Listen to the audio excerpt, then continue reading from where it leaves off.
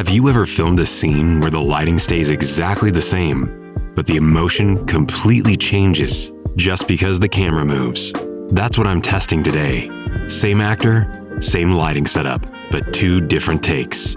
One with a locked-off camera, and one with a handheld. To keep things lightweight and flexible, I'm using the Digital Photo ER818 for vest support, and the Nanlink PavoSlim 120C as my main light. Let's watch both versions, then I'll show you how it was lit, and why the feeling changes so much.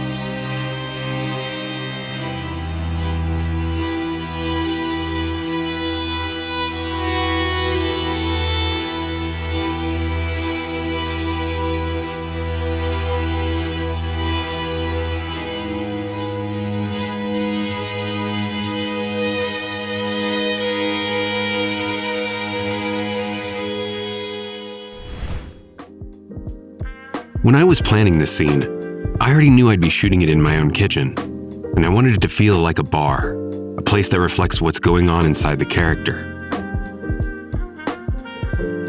I went with complementary colors, red to express danger or chaos inside the character's mind, and blue to show emotional coldness or isolation from the outside world.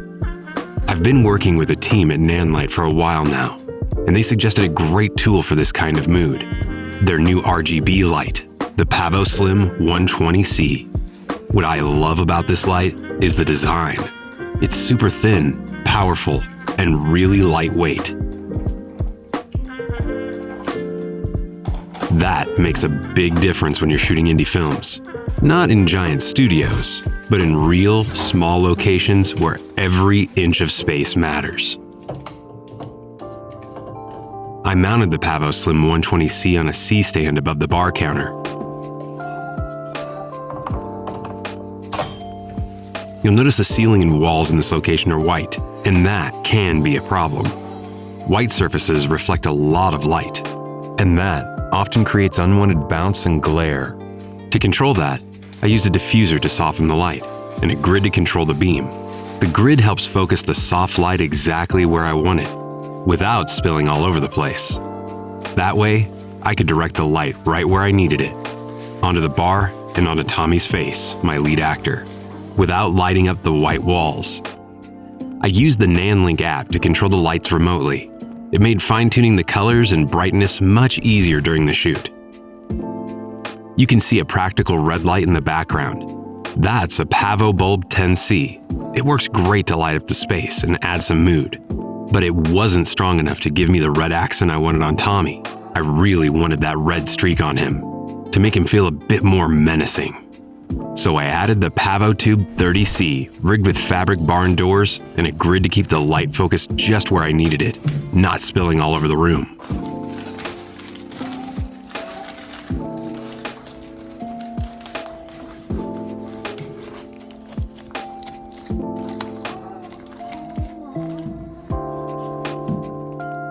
On the opposite side, I used another PavoTube II, this time with blue light to fill in the background and enhance the cold mood. And of course, right before we started shooting, we added some haze. It helped bring out the light beams and added depth to the frame, making the whole scene feel more atmospheric.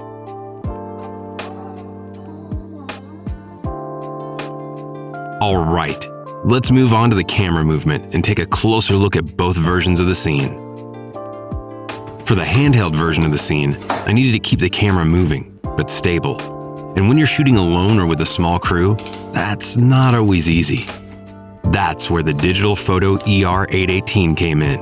It's a professional camera support vest with a spring arm that helps redistribute the weight of the camera rig, especially when working with stabilizers like the Zhiyun or other gimbals.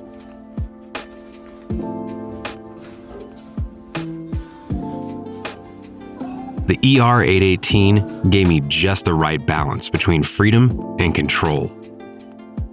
I could follow the actor naturally without the camera shaking or my arms burning out after a few takes.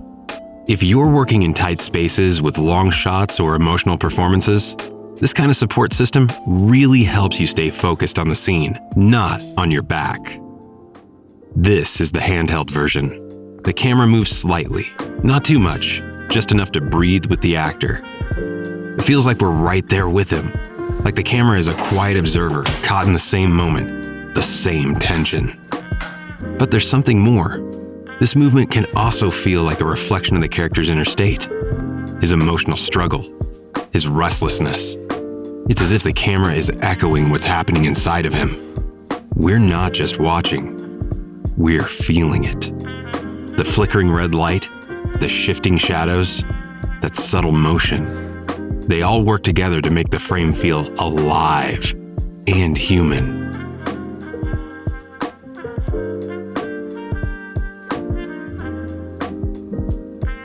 Now, here's the more static version.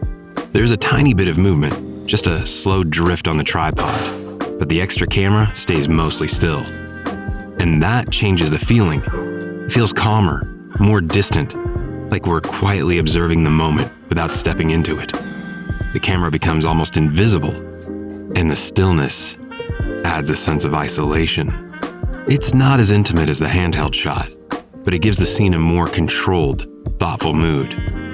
This kind of subtle framing can feel poetic, especially when the emotion needs room to breathe.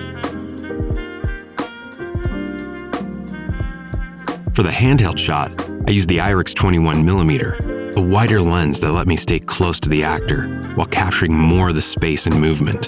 For the static version, I switched to the IRIX 45mm, a tighter focal length that helped isolate the character and gave the frame a more composed, reflective feel. As always, everything was shot on the BMP-CC 6K Pro. Both versions were lit with the same setup, but they feel completely different because camera movement changes everything. There's no right or wrong way, just the one that fits the emotion of the scene. That's the beauty of cinematography. The smallest choices, like a lens or a tripod, a slow drift, can shape how a story is felt. Thanks for watching, and see you in the next one.